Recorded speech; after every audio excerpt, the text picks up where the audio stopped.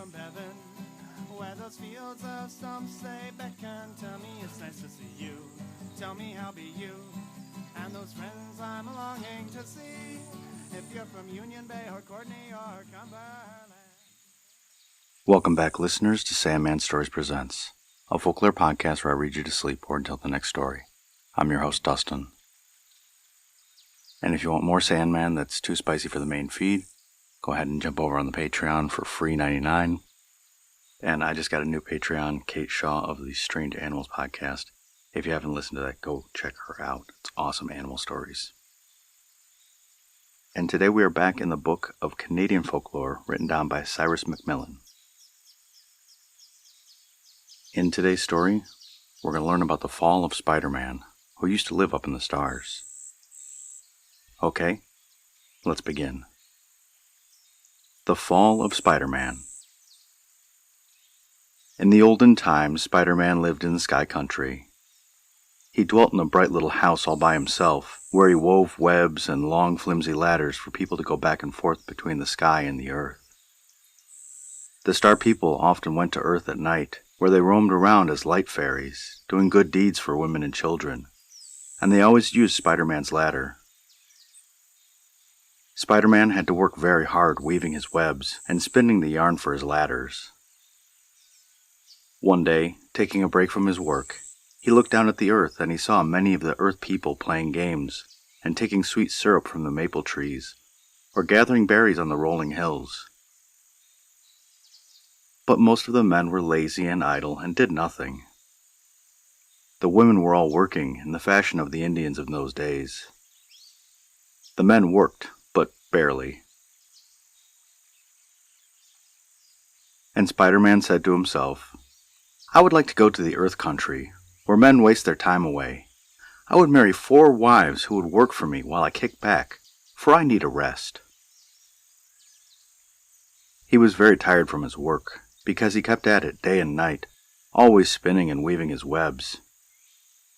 But when he asked for a rest, he was not allowed to stop. He was only kicked for his pains and called Sleepyhead and Lazybones and other harsh names and told to work harder. Then he grew angry and resolved to punish the star people because they never gave him a break. He thought that if he had punished them and annoyed them, they would get rid of him. So he came up with just the plan. Each night when the star fairy was climbing back up to the sky country, just as he came near the top of the ladder, the Spiderman would cut the strands and the fairy would fall to the earth with a great crash.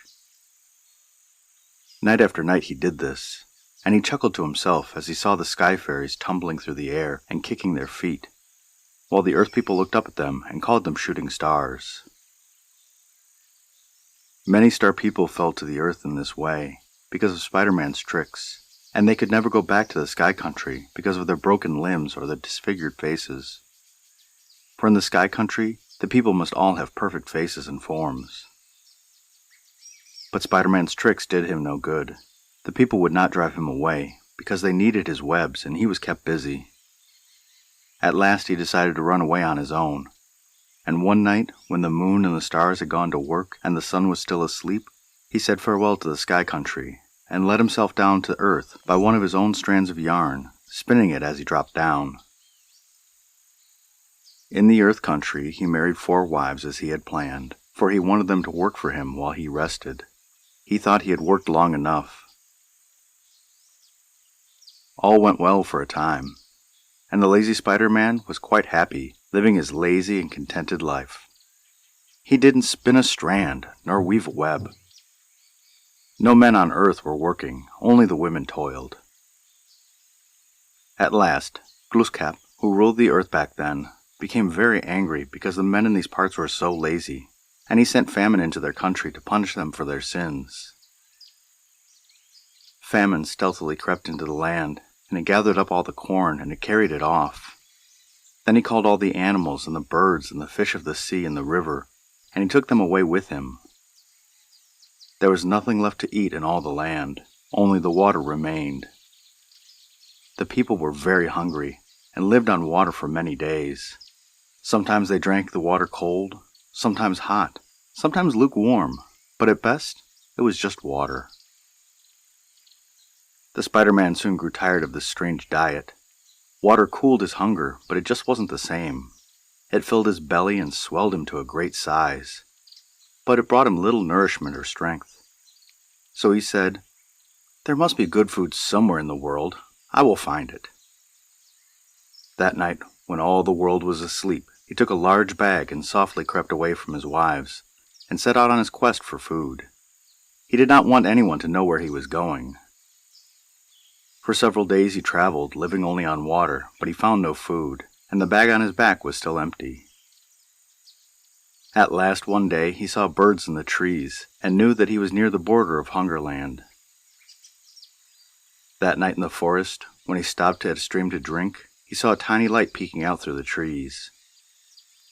He hurried towards the light, and soon he came upon a man with a great hump on his shoulders and scars on his face.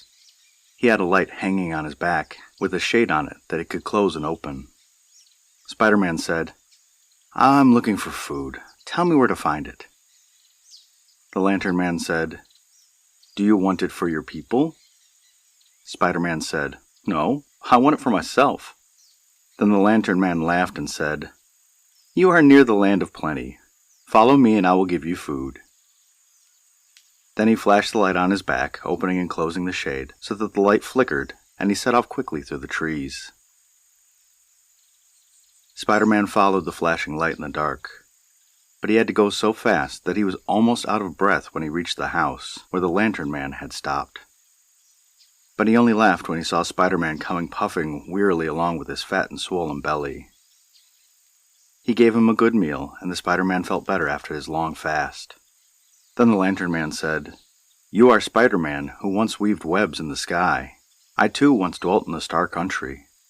And one night, as I was climbing back from the Earth Country on your ladder, carrying my lamp on my back to light the way, when I was near the sky you cut the strands of the web, and I fell to the earth with a great crash. That is why I have a great hump on my back and scars on my face. And because of this, I have never been allowed to go back to the Sky Country of the stars. I roam the earth at night, as a forest fairy, just as I did in the olden days, for I have my former power still with me, and I still carry my lamp on my back. It is the starlight from the Sky Country. I shall never get back to the Star Country while I have life, but someday, when my work on earth is done, I shall go back. But although you were cruel to me, I will give you food." Spider-Man remembered the nights he cut the ladders, and he laughed to himself at the memory of the star fairies falling to earth with a great crash. But the man with the light knew that now he had his chance to take vengeance on the Spider-Man. The latter did not expect evil. He was glad to get food at last. Then the Lantern Man said, "I will give you 4 pots. You must not open them until you get home. They will be filled with food, and thereafter, when you open them, they will always be packed with food, and the food will never run out." Spider-Man put the 4 pots in his bag, and slinging them over his shoulder, he set out for home. After he had left, the Lantern Man used his power to make him hungry. Yet for several days he traveled without opening the pots, for although he was almost starving, he wished to do as the Lantern Man had told him. At last he couldn't wait any longer. He stopped near his home, took the pots out of his bag, and he opened them. They were filled with good food as he had been promised. In one was a fine meat stew. In another there were many vegetables. In another there was bread made from corn, and in another, luscious ripe fruit. He ate until he was full. He covered the pots and put them back in his bag, and hid the bag among the trees. Then he went home. He felt bad for his people, and he decided to invite the chief and all the tribe to a feast the next evening, for the pots would be full, and the food would never decrease, and there would be enough for all. He thought the people would call him a wonderful man because he could supply all of them with good food. When he reached his home, his wives were very glad to see him, and they brought him water, the only food they had. But he laughed at them and threw the water in their faces and said, "Oh, foolish women, I do not want water. It is not food for a great man like me. I have had a good meal of meat stew and cornbread and cooked vegetables and luscious ripe fruit. I know where food is to be found, but only I know. I can find food when all others fail, for I am a great man. Go forth and invite the chief and all the people to a feast, which I shall provide for them tomorrow night. A feast for all the land, for my food never grows less." They were all amazed when they heard his story, and the thought of his good meal greatly added to their hunger. But they went out and summoned all the tribe to a feast as he had told them. The next night all the people gathered for the feast, for the news of it had spread throughout the land. They had taken no water that day, for they wished to eat well, and they were very hungry. They were as hungry as wild beasts in search of food. Spiderman was very glad, because the people praised him, and he proudly brought out his bag of pots. The people all waited hungrily and eagerly, but when he uncovered the first pot, there was no food there. He uncovered the second pot, but there was no food there. He uncovered all the pots, but not a bit of food was left in any of them. They were all empty, and at the bottom of each was a great gaping hole. Now, it happened in this way.